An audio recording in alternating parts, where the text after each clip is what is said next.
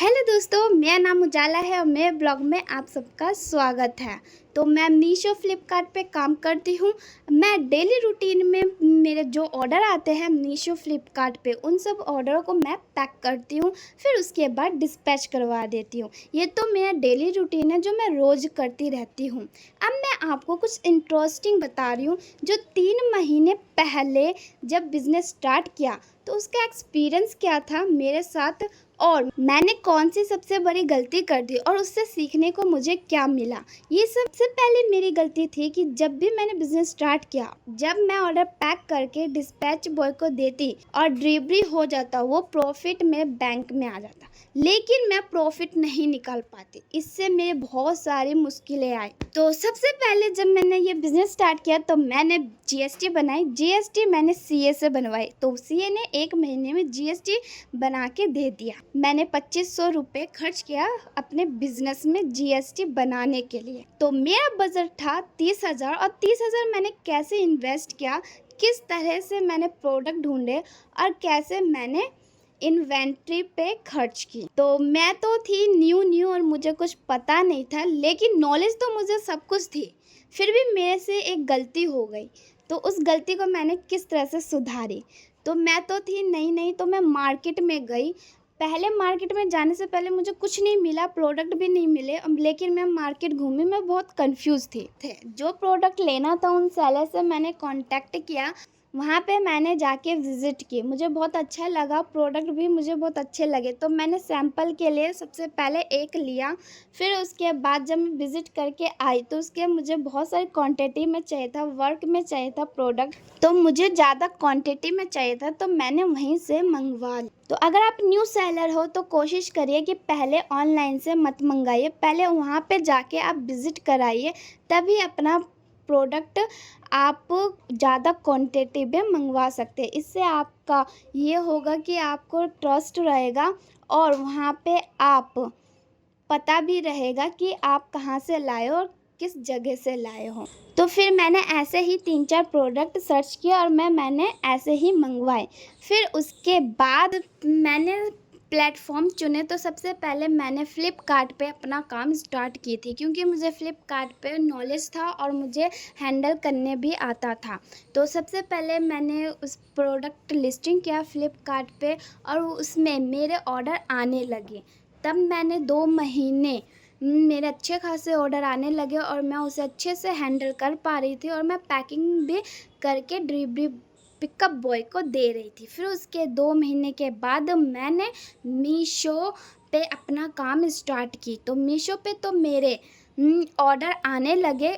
मैं पैकिंग करती थी, और पैकिंग मटेरियल कहाँ से लाती थी, तो मैं अपने घर के पास में से पैकिंग का सामान ले आती थी, और पहले मैं बबल और पॉलीथीन में ही पैक करती थी। तो वो मेरा पैकिंग का खर्चा सिर्फ 5 रुपये ही बैठता था। चलिए मैं आपको बताती हूँ कि 3 महीने में मेरे को कितना प्रॉफिट हुआ और कौन सी मैंने एक गलती कर दी। तो मेरे ऑर्डर आ रहे थे और मैं उसे पैक करके दे रही थी, और डिलीवरी भी हो रहे थे, उसके पेमेंट करंट अकाउंट में भी आ रहे थे। तो मैंने सोचा कि इन सब पेमेंट को निकालने की बजाय बैंक में ही रखूं, ताकि प्रॉफिट होता रहे। जब मुझे इन्वेंट्री की ज़रूरत हुई तो मैंने उस पे सारे पैसे खर्च कर दिए बिना सोचे समझे। तब मेरी सबसे बड़ी मुसीबत सामने आई कि मुझे जीएसटी रिटर्न फिल कहाँ से करूँ, तो मैं अपने बिज़नेस के लिए सामान कहाँ से लाऊं, और मुझे पैकिंग मटेरियल की भी ज़रूरत थी। तो ये सब मेरी मुसीबतें सामने आई। 3 महीने के बाद एक बार जब मैंने प्रॉफिट निकाला, तब मेरे बैंक में 0 पेमेंट थी। तब मैंने सोचा कि अगर मैं ऐसे काम करूँगी तो मैं बहुत ज़्यादा लॉस में चली जाऊँगी। तब मैं दुकान पे गई और एक कॉपी खरीद के लाई। उस पे मैंने सब का रिकॉर्ड लिखा जो मुझे ज़रूरत थी। तो सबसे पहले मैंने अपनी सैलरी लिखी जो मुझे खर्चे करने होते हैं। उसके बाद मैंने प्रॉफिट लिखा, बिज़नेस प्रॉफिट, कि मुझे कितना चाहिए हर महीने। उसके बाद मैंने लिखा कि अपने बिज़नेस के लिए कौन सा सामान ज़रूरत है, जैसे मुझे कंप्यूटर की ज़रूरत है तो उसके अलग से पैसे निकाली। तो ये सब रिकॉर्ड मैंने अपने कॉपी में लिखा और हर महीने इसको मैं निकालती गई। तो मैंने ये सब रिकॉर्ड अपने कॉपी में लिखा। उसके बाद जैसे महीने लगते मैं अपने बैंक में से प्रॉफिट 5,000 निकालती कभी या 10,000। तो मैंने सैलरी 10,000 निकाल ली, तो मैंने कंप्यूटर के लिए 5,000 निकाल ली। ऐसे हर महीने करते गई, ऐसे ही मैं रिकॉर्ड रखती गई। तो जब मैंने 3 महीने के बाद रिकॉर्ड रखी, उसके बाद कैलकुलेट करी, मुझे प्रॉफिट हो रहा था।